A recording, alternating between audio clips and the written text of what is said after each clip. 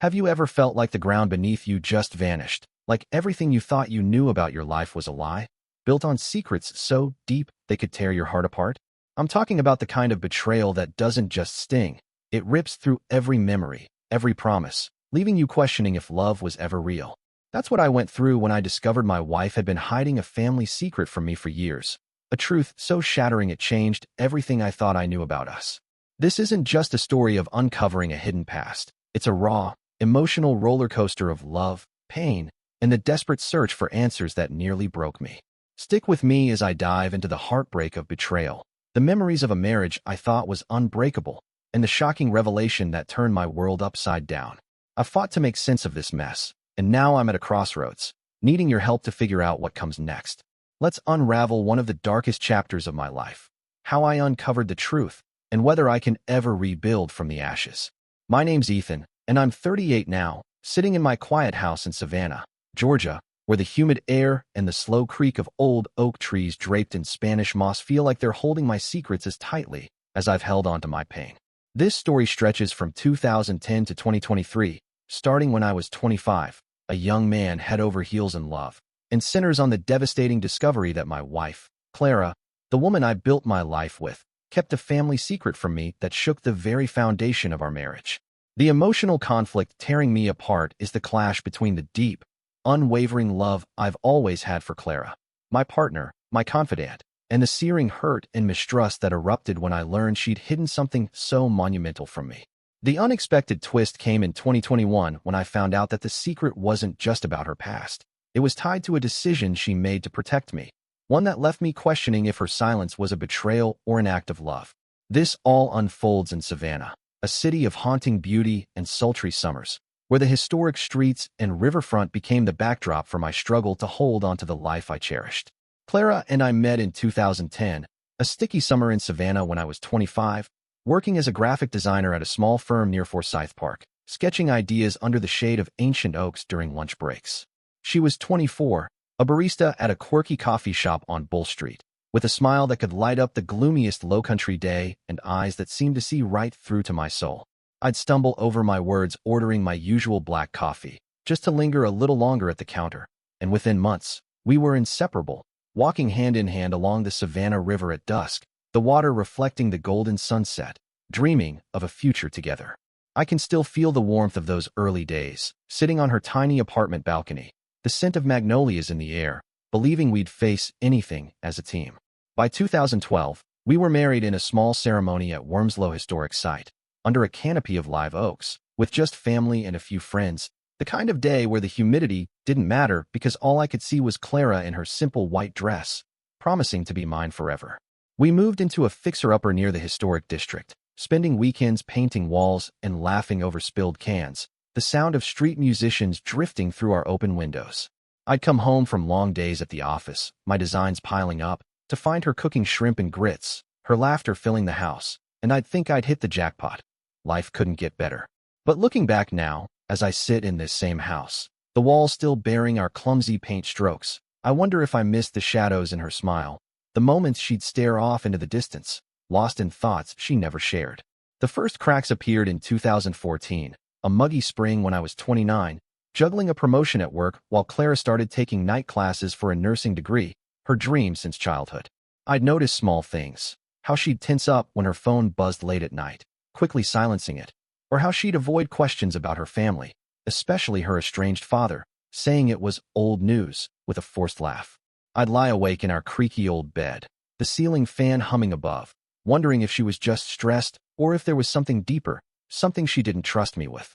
I'd walk along River Street on my own sometimes, the cobblestones uneven underfoot, watching couples laugh on ferry rides, feeling a quiet unease I couldn't name, telling myself it was nothing, that love meant giving her space.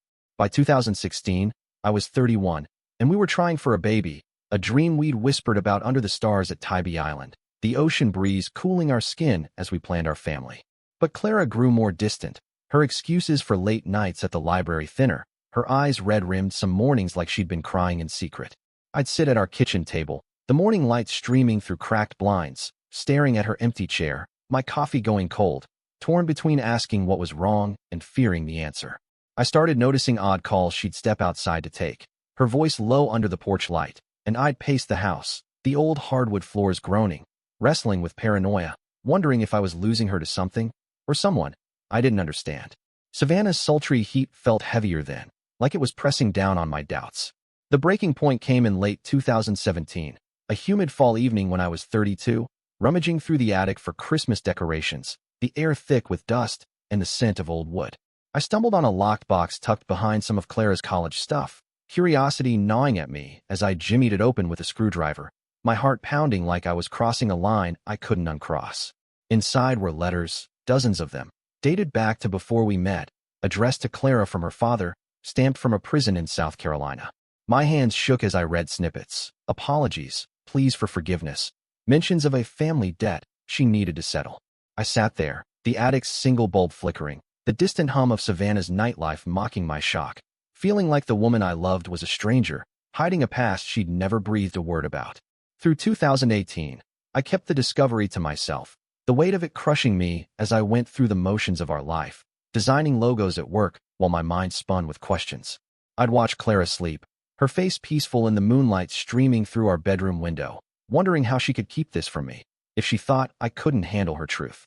I'd escape to Bonaventure Cemetery on weekends, walking among the ancient graves and mossy statues, the eerie quiet a mirror to my turmoil, wrestling with whether to confront her or wait for her to come clean. Every creak of our old house, every distant laugh from a neighbor's porch, felt like a reminder of the silence between us, a gap I didn't know how to bridge. By 2019, I was 34, and the strain was unbearable, my trust fraying as I started digging deeper, using late nights at my computer to search public records, piecing together that her father had been convicted of fraud years ago, a scandal that tanked their family's finances. I'd sit in my home office, the glow of the screen harsh against the dark, feeling a mix of anger and pity. Why hadn't she told me? Let me help carry this? I'd drive out to Skidaway Island State Park, the marshy trails a refuge, wondering if her secrecy meant she didn't trust our love, or if she was ashamed of a past she couldn't change. Savannah's golden afternoons felt like a lie, the beauty of the city clashing with the ugliness I felt inside, torn between confronting her and fearing what the truth would do to us. The tension simmered through 2020 as the world locked down and we were stuck together in our house, the pandemic amplifying every unspoken word. I'd catch Clara staring at old photos of her childhood, her expression unreadable, and I'd retreat to the backyard, the humid air thick, pretending to fix the fence while my mind raced. Did she think I'd judge her for her father's mistakes? I started leaving hints, vague comments about family history over dinner, watching her face for a reaction, but she'd just changed the subject, her smile tight. I'd walk along the Savannah River walk alone, the water lapping at the shore, feeling more isolated in my marriage than ever, wondering if love could survive secrets this heavy, or if I'd already lost her to a past she wouldn't share. The unexpected twist hit in early 2021, a rainy winter night when I was 36, after I finally broke, leaving the letters on the kitchen table, unable to hide my hurt any longer. Clara came home from a shift at the hospital. She'd become a nurse by then, and froze, her eyes locking on the papers, the silence between us louder than the storm outside. She didn't deny it, didn't fight. Instead, she sat down, hands trembling, and explained through tears she couldn't hold back. The secret wasn't just her father's crime. It was that she'd been paying off his old debts for years, draining her savings before we met, even taking out loans in secret to keep creditors from coming after us, protecting me from the fallout. I sat there, rain pelting the windows, the scent of damp earth seeping in, stunned as the truth reshaped everything. Her silence wasn't distrust, but a sacrifice, one I hadn't even known she was making. That revelation haunted me through 2021, as Savannah's spring bloomed around us, azaleas bursting with color while I wrestled with guilt and confusion. I'd replay her words, walking through Forsyth Park, the fountains trickle a backdrop to my thoughts, wondering if I'd been too quick to assume betrayal, or if her choice to hide this still hurt just as much. My design work suffered, clients noticing my distraction, but every late-night project felt trivial compared to the question of whether I could forgive her, or if I'd ignored signs of her struggle all along. I'd sit on our porch, the city's historic charm a contrast to my mood, asking if her protection was love, or if it had cost us the honesty I craved. By 2022, I was 37, and we were in a fragile limbo, trying to rebuild trust through small steps, shared meals, quiet nights watching old movies, though the weight of her secret lingered. I'd catch myself staring at her across the room, remembering our early days, picnics at Oatland Island, her laugh echoing over the marshes, wondering if we could get back there, or if too much had changed. I'd escape to Tybee Island alone sometimes, the ocean's roar drowning my doubts, questioning if I'd been unfair in my anger, or if her silence had damaged something fundamental. Savannah's endless summer heat felt like a test, pushing me to decide if I could let go of the hurt, or if it would always shadow us. Reflecting on this chaos through early 2023, I drive out to the Little Ogeechee River, the still waters a mirror to my uncertainty, thinking about how Clara's secret had nearly unraveled us, and how her confession reframed my pain into something more complex. I'd recall the early years, so full of blind trust, now tainted by years of hidden burdens on her side, wondering if I'd missed her quiet cries for help, or if I'd been too wrapped up in my own world to notice. I thought about my own hurt, how I'd craved transparency, questioning if I'd pushed her away with my silence after finding out, or if I'd been too wounded to reach out sooner. I'd sit by the riverbank, the humidity clinging to my skin, asking if we could rebuild stronger, or if some secrets left scars too deep. By mid-2023, my career was steady, with a few big freelance projects under my belt, a small studio space rented near Broughton Street, though personal peace felt elusive. I celebrated small wins, landing a major client, upgrading my equipment, though I did it with a hollow heart, Clara and I still navigating awkward silences at home.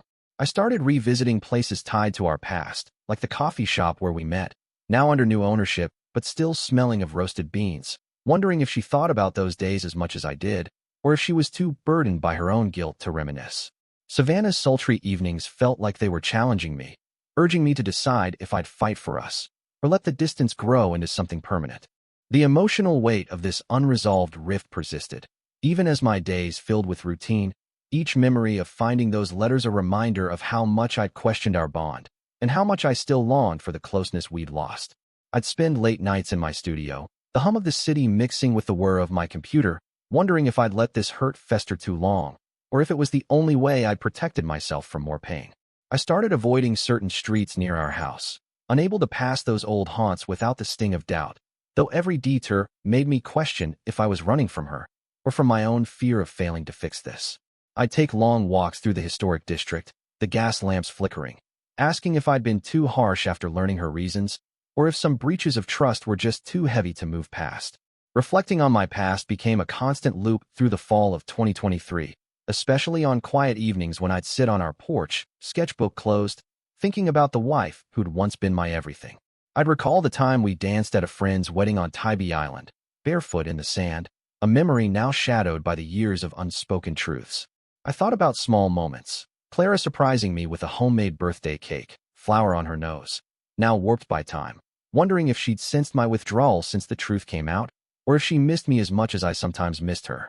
I'd walk through Forsyth Park during the farmer's market, the bustle a contrast to my mood, questioning if I'd ignored her sacrifices back then, or if I'd been too consumed by my own hurt to see them. Savannah's heartbeat, street festivals, river breezes, challenged me to decide if I could rebuild with her, or if some wound stayed open. Now, as I sit here in our old house, the Georgia night settling in with the distant croak of frogs and the faint glow of fireflies outside, I'm still wrestling with where to go from here. My life feels like it's on a stable path, with work I'm proud of and a routine I've carved out. But there's an ache where my marriage should be whole, a fracture I don't know how to mend. There are moments when I think about sitting down with Clara, really talking, maybe taking a weekend trip to Tybee like we used to, seeing if there's still a spark we can fan into something stronger. Then there's the part of me that hesitates, scared of more secrets, more pain, wondering if I can truly trust again, or if I should focus on my own healing, even if it means letting go. So, I'm turning to you, my listeners, because I'm at a crossroads and I can't see the right path ahead on my own. Do I fight for Clara and me, dive deep into rebuilding trust, and risk getting hurt again if there's more she hasn't told me? Or do I step back, prioritize my own peace, and accept that sometimes love isn't enough to overcome the past, even if it breaks my heart? I've spent so long grappling with this pain, trying to find forgiveness or at least understanding, but I don't know if I've got the strength to face this head on, or if I even should. Drop your thoughts in the comments. Hit that like button if this story hit close to home, and subscribe if you want to follow how this all plays out. I'm reading every single piece of advice, because right now, I feel like I'm standing on the edge of something huge, and I don't know which way to turn. Thanks for listening to my mess, for being here through the highs and lows of this painful journey. I'll catch you in the next video, hopefully with some clarity, or at least a small step forward. Until then, take care, and let me know, what would you do if you were me?